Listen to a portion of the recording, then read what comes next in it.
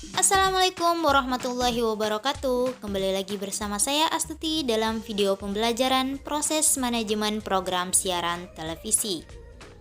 Apa itu televisi? Televisi telah menjadi bagian yang tak terpisahkan dari kehidupan sehari-hari masyarakat. Televisi menyita perhatian dan menjadi primadona dalam setiap lapisan masyarakat. Televisi merupakan sarana hiburan yang murah dan dekat karena disajikan di ruang-ruang keluarga kita. Televisi juga menjangkau khalayak luas yang heterogen sekaligus. Semua orang dapat dengan mudah mengakses informasi serta hiburan yang tersaji di dalam layar televisi. Oleh karena sifat-sifatnya tersebut, televisi dapat melakukan penetrasi sehingga mampu menggeser sumber-sumber nilai sosial dan perilaku masyarakat yang mengkonsumsi media televisi. Yang kedua, apa itu manajemen? Manajemen merupakan proses menginterpretasikan, mengkoordinasikan sumber daya, sumber dana, dan sumber-sumber lainnya untuk tindakan-tindakan perencanaan, pengorganisasian, penggerakan, dan pengawasan. Proses pelaksanaannya, manajemen mempunyai tugas-tugas khusus yang harus dilaksanakan. Tugas-tugas itulah yang disebut sebagai fungsi-fungsi manajemen. Menurut Terry dan Rule, terdapat 4 fungsi manajemen. Yang pertama yaitu planning atau perencanaan, yang kedua organizing atau pengorganisasian, yang ketiga executing atau penggerakan, yang keempat controlling atau pengawasan. Yang pertama yaitu planning atau perencanaan. Setiap program memerlukan perencanaan terlebih dahulu sebelum dilaksanakan. Dalam penghampiran masalah-masalah tersebut, seorang perencana merumuskan apa saja yang harus dikerjakan dan bagaimana mengerjakannya. Yang kedua ada organizing atau pengorganisasian. Usman menjelaskan pengorganisasian adalah kegiatan yang dibutuhkan untuk mencapai tujuan organisasi.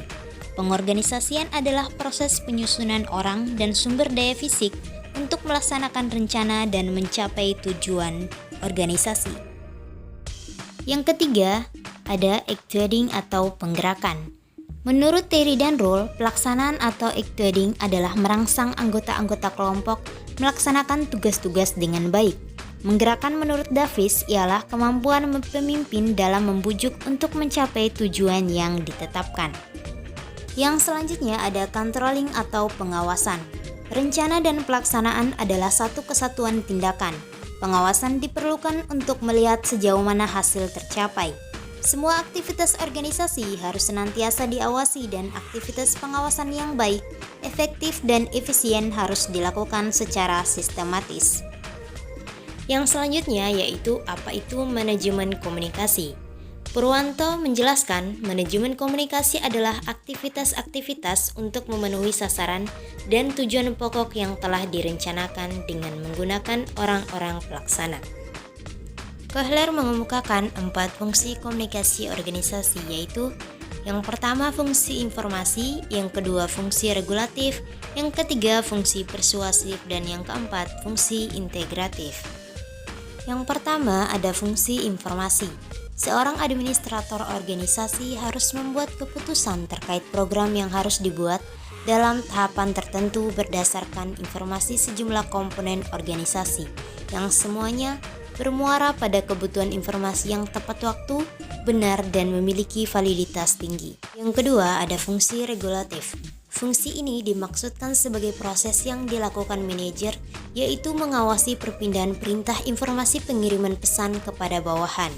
Yang ketiga ada fungsi persuasif. Dalam fungsi persuasif berarti memasukkan unsur-unsur yang meyakinkan yang bersifat motivasi maupun bimbingan sehingga karyawan dapat menjalankan tugas yang harus dilaksanakannya. Dan yang keempat ada fungsi integratif. Sebuah organisasi harus berintegrasi dan saling berkaitan dalam semua urusan satu sama lain dan tak dapat dipisahkan. Yang selanjutnya dalam tahap proses produksi. Dalam merencanakan sebuah program televisi, seorang produserlah memiliki tanggung jawab dalam membentuk dan membuat sebuah program menjadi baik. Dalam hal ini, seorang produser profesional dalam merencanakan produksi program televisi akan dihadapkan pada 5 hal sekaligus yang perlu pemikiran mendalam, yaitu yang pertama materi produksi, yang kedua sarana produksi, Yang ketiga, biaya produksi. Yang keempat, organisasi pelaksana produksi. Yang kelima, tahapan pelaksanaan produksi. Pertama, ada materi produksi. Materi produksi adalah segala sesuatu yang diproduksi menjadi sebuah tayangan, berupa apa saja kejadian, pengalaman, hasil karya dapat diolah menjadi produksi yang bermutu yang layak siar dan jual. Yang kedua adalah sarana produksi. Sarana produksi merupakan sarana terwujudnya gagasan menjadi konkret, yaitu hasil produksi. Yang ketiga, biaya produksi. Merencanakan biaya produksi membutuhkan pemikiran yang cukup rumit. Produser akan memikirkan sejauh mana mendapatkan dana dari stasiun televisi yang bersangkutan. Karena itu, perencanaan biaya produksi dapat didasarkan pada dua kemungkinan, yaitu orientasi finansial dan orientasi kualitas. Yang keempat, organisasi pelaksana produksi. Organisasi pelaksana produksi meliputi semua kru yang bertugas dan juga semua pihak yang berkaitan dengan proses produksi tersebut. Seorang produser harus menyusun rapi organisasi pelaksana produksi agar tidak menghambat jalannya proses produksi. Yang kelima, tahapan pelaksanaan produksi. Tahapan produksi program dalam televisi yang disebut Standard Operation Procedure (SOP) atau 3 tahapan prosedur kerja untuk memproduksi sebuah program siaran televisi. Tahapan pelaksanaan produksi dibagi menjadi 3, yaitu 1. Praproduksi, 2. Produksi atau pelaksanaan, 3. Pasca produksi. Yang pertama, praproduksi. Praproduksi merupakan tahapan utama yang paling penting dalam proses produksi televisi, karena merupakan tahapan persiapan sebelum sebuah produksi dimulai. Pada tahapan produksi program umumnya melaksanakan rapat redaksi yang dilaksanakan seluruh bagian produksi program, termasuk reporter dan kameramen.